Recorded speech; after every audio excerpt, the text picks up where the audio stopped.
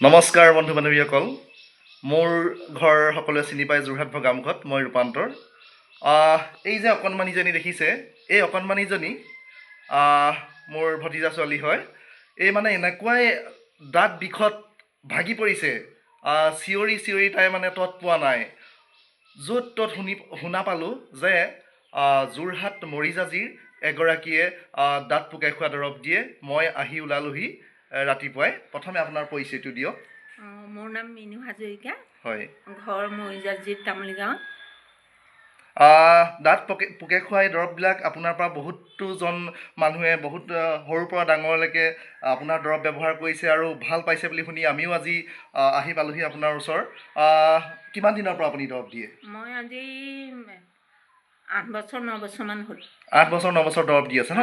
হয় হয়, সকলো ৰাইজে মানে কৈ আছে, আমিও হয়তো শুনা পাই লগালগ আপোনাৰ ওচৰত আহি পালোহি আজি এই অকণমানিজনীকো লৈ। আপুনি এতিয়া এইটো খুনি খোৱা দৰৱ দিয়ে নে কেনেকুৱা দৰৱ দিয়ে? মুখৰ আগত লৈ থকা দৰৱ দিওঁ। হয় নেকি? হয় হয় হয়, সকলো আহিব। যোৰহাট মৰিজাজি নহয় জানো? এইটো পুৰা মৰিজাজি মৰিজাজি তামুলী গাঁও। নামটি জনালে সুবিধা হ'ব। আপোনাৰ নামটি জনাই দিয়ক। মিনু হাজৰিকা। হয় হয়, সকলো আহিব, নিশ্চয় এই সমস্যাটোৰ পৰা হয় পৰিত্ৰাণ পাব। ধন্যবাদ। শেষত আমি সকলোকে ধন্যবাদ জনাইছোঁ। হয়।